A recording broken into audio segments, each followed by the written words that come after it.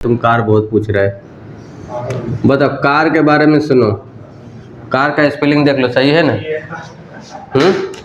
तो कार के बारे में सुनो। अगर एक कार का फैसिलिटी मिलता है ना, कार का जो फैसिलिटी मिलता है, तो देखो मान के चलो तुमको एक ठो कार दिया, मात्र कितना कार दिया है? एक कार, ज़्यादा नहीं।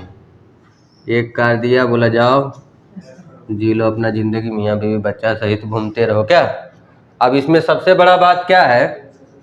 अगर ऑफिस यूज के लिए हो रहा है, only use for office, only use for, अगर बोल दिया क्या कि तुमको खाली ऑफिस में ही यूज करना है कार को, घर लेके वाइफ को घुमाने नहीं ले जाना है, या तो इधर उधर नहीं जाना है, तब हम पूरा इसका परक्विजिट्स वैल्यू क्या हो जाएगा? नील। ठीक। दूसरा बोला क्या, सिर्फ प्राइवेट यूज के लिए तुमको देते हैं। भाई तो चार चांद लग गया क्या? तुमको कार दे दिया, बोला तुम जाओ तुम प्राइवेट यूज करो, इसका जितना करना है। तब देखो, तब क्या था, जितना रनिंग एक्सपेंसेस है, जितना कार का एक्सपेंसेस है, समझ गया, वो लगेगा। जैसे मान लो कार तुमको दे दिया तो उसका चार्ज तो लेगा ना, तो रनिंग एक्सपेंसेस लेगा। दूसरा 10% ऑफ कार कोस्ट, कार का जो कोस्ट है उसका डिप्रिसिएशन लगेगा। कितना परसेंट? कार कोस्ट, याद रखना, कोस्ट का अगर 5 लाख का कार है तो डायरेक्ट 10%, ये नहीं कि घटते क्रम में लगेगा, तब 50,000 रुपये ही लग जाएगा। और अगर तुमको ड्राइवर भी दिया है, ज़्यादा अगर मेहरबान है, ड्राइवर को चौफर भी बोला जाता है, अगर ड्राइवर दिया है तो उसका सैलरी, तो समझ में आ गया ये चीज़। आज जो बता रहे हैं ना, ये ज़्यादा यूज होता है, ये भी तुम लोग को होता है यूज, ये बहुत कम। और सबसे बड़ा झमेला क्या है बताओ? ये वाला जो तुम लोग को बताते हैं, मिक्स यूज। मिक्स यूज मतलब क्या हुआ कि जब तक ऑफिस का काम है, ठीक है, तो ऑफिस का काम करो घर में, फिर शाम में जब छुट्टी होता है कार उठाओ और घर ले जाओ, है ना, और फिर सब अपना परिवार के साथ, सब्जी हो गया, होटल उटल सब जो जाना है अपना, जब क्या ऐश मौज करो। तब फिर क्या होगा, तब इसमें हो जाएगा मिक्स यूज में है गया कि सबसे पहला बात है कि खर्चा कौन दे रहा है। मान के चलो तुमको तो बोल दिया कि चले ठीक है घर के कार लेके चल जाना, तो देखो अगर expenses borne by employer, expenses borne by employer, मान लो बोला क्या एम्प्लॉयर, क्या बोला, ठीक है हम खर्चा हम दे देंगे तुमको, ठीक है। तब इसमें दूसरा एक टॉपिक आ गया क्या, बड़ा कार है कि छोटा कार है। बड़ा कार है कि, अगर लार्ज कार है, लिखा रहेगा क्वेश्चन में, तुमको टेंशन लेना नहीं है बड़ा है कि छोटा है। लार्ज कार अगर रहेगा,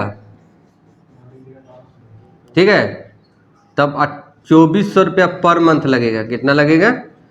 और छोटो कार रहेगा, ठीक है, स्मॉल कार,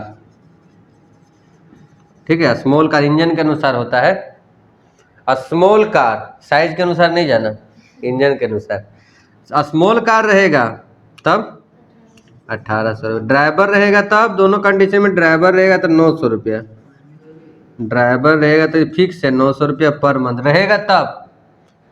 अब अगर बी नंबर एक्सपेंसेस, देखो राजकुमार, वो एक्सपी मतलब एक्सपेंसेस, एक्सप्रेस नहीं पढ़ना, expenses borne by employee itself, मतलब प्राइवेट जो खर्चा है ना, प्राइवेट जो खर्चा एम्प्लॉय बोला हम प्राइवेट वाला हम अपने भरा लेंगे, कोई टेंशन वाला बात नहीं है, ठीक है। तो अगर अपने भरा लेगा तब बड़ा कार है, ठीक है, अगर क्या है बड़ा कार है तो 900 रुपया पर मंथ, और छोटा कार है तब 6 9 और कैसे वही है, तब इससे 900 है, इसमें कितना है, अरे लो देखो तो 600 है ना, हाँ 600 ही होगा, ठीक है। कार छोटा कार रहेगा, स्मॉल कार जिसको बोलते हैं क्या, स्मॉल कार रहेगा तो 600 रुपये पर मंथ, और ड्राइवर रहेगा तब 900 रुपया पर मंथ। ज़्यादा जानता, जितना क्वेश्चन तुम लोग रिविजन है ना, ज़्यादा बनाया तो क्या मिला था, ये दोनों। तो जैसे मिक्स यूज लिख दिया, तुरंत दिमाग लगाओ कि एक्सपेंसेस कौन बोर्न करे, वहाँ लिख भी देगा, नहीं भी दिमाग रहेगा तो वहाँ लिखा रहेगा। और एक ठीक है। और एक से अधिक कार अगर देगा तो देखो ओरली बता देते हैं, एक से अगर अधिक कार देगा तो पहला कार को एज पर रूल बनाना है। एज पर रूल मतलब समझे, यही रूल से, ये वाला रूल से, लार्ज है कि बड़ा, मतलब मिक्स यूज उसको मानना है, रूल से बनाना है। फिर से सुनो मेरा बात, एक से अधिक कार अगर रहा क्वेश्चन में तो पहला कार को ये वाला रूल से बनाना, बड़ा कार छोटा कार जैसा भी होगा उसमें दिया रहेगा। और दूसरा जो अदर कार रहेगा, मतलब 3 कार है तो पहला कार का रूल से हो जाएगा और 2 कार का इस रूल से होगा, ठीक है ना। बाकी 2 कार का इस रूल से होगा, लिख लो। देखो HRA, HR मतलब हाउस रेंट अलाउंस, ठीक है। सुनो HRA अलाउंस लिखा रहेगा, दोनों में कंफ्यूज नहीं होना। तुम लोग रिवीजन में देखा तो एक रेंट फ्री हाउस होता है, वो फ्री एकोमोडेशन होता है, और ये अलाउंस तुमको दे दिया, तुमको जहाँ मन रहना है वहाँ ले जाके रहो, तुमको रेंट मिल जा रहा है। तो देखो अगर list of the following will be exempted, list of the following will be exempted, नीचे में से जो सबसे कम रहेगा वो एग्जेम्प्ट होगा। क्या क्या, तो या तो HRA रिसिप्ट, जो खुद HRA मिला है, ठीक है, या तो HRA रिसिप्ट, दूसरा रेंट पेड दिया रहेगा। क्या दिया रहेगा, rent paid minus 10% of salary, salary का कितना परसेंट, 10%, या 40% ऑफ सैलरी, 40% ऑफ, या तो सैलरी का कितना परसेंट, 40, तीनों में से जो कम रहेगा, ठीक है, तीनों में से। अब बोल दिया किसी में सत्ती तो एग्जेम्प्टेड बता दिए, टैक्सेबल, तो टैक्सेबल HRA कितना होगा बताओ, टोटल HRA माइनस एग्जेम्प्टेड, मतलब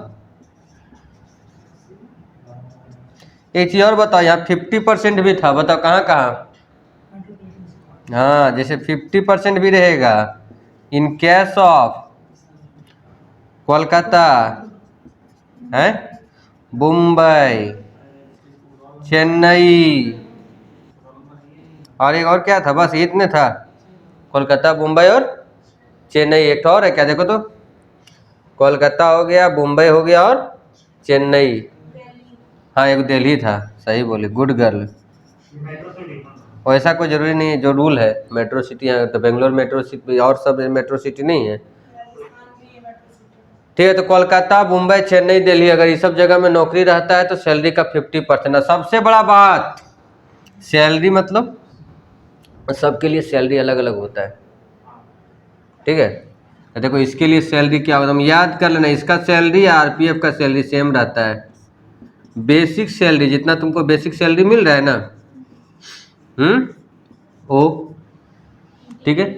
DP ऑलवेज, डियरनेस पे, DA तभी लेना, देखो लिख देते DA, लेकिन तभी लेना जब अंडर एम्प्लॉयमेंट, मतलब टर्म एंड कंडीशन दिया रहेगा क्वेश्चन में, जब तक नहीं लिखा रहेगा कि उसको रिटायरमेंट बेनिफिट में यूज हो रहा है या तो कहीं और यूज हो रहा है या तो टर्म एंड कंडीशन है, तब DA लेना, नहीं तो यही दोनों लेना। Plus fixed percentage commission on sales, ठीक है ना, ये पढ़ लेगा ना कमीशन राजकुमार, ये राजकुमार का हमको बहुत टेंशन, लिख देते हैं पूरा, ठीक है, पूरा एकदम लिख देंगे। तो देखो सबसे पहले बेसिक सैलरी DP, जैसे है 10% किसका निकालेंगे, 50% किसका निकालेंगे, तो यही सब का निकालेंगे, इसको भी लिख लो। इसके बाद बताते हैं RPF, चलता है ना, RPF में कुछ पैसा अपने डालेगा, याद रखना, एम्प्लॉय का खुद वाला नहीं लिखाएगा, एम्प्लॉयर कंट्रीब्यूशन, ठीक है, contribution in recognised provident fund in excess of, देखो इसी में रूल छिपा हुआ है, in excess of 12% salary, in excess of 12% salary. इसी में छिपा हुआ है कि अगर एम्प्लॉयर का जो कंट्रीब्यूशन है वो आरपीएफ में सैलरी का 12% रहेगा, 12% से अधिक तब टैक्सेबल होगा। अब वही सैलरी एचआरए वाला सैलरी यहाँ पर क्या होगा, बेसिक सैलरी डीपी ऑलवेज रहेगा, डीपी में सोचना ही नहीं है, प्लस डीए जब तक under employment under term and condition नहीं रहेगा उसको नहीं लिखना है, plus fixed percentage on sales commission. ठीक, जो कमीशन रहेगा ना वो फिक्स परसेंटेज पर, मतलब इसका सैलरी और एचआरए का सैलरी सेम है। ठीक है, एक और हम लोग का होता है इसमें जो इंटरेस्ट मिलता है, interest on RPF recognised provident fund in excess of 9.5%। अगर 9.5% से, ठीक है, अगर 9.5% से ज़्यादा होगा तब टैक्सेबल होगा। 9.5% रहेगा तो एग्जेम्प्ट कर देना, 9.5% रहेगा तो क्या करेंगे, एग्जेम्प्ट कर देंगे। ठीक है, दिया हुआ रहेगा सब क्वेश्चन में, टेंशन लेने वाला बात नहीं है, लिख लो इतना।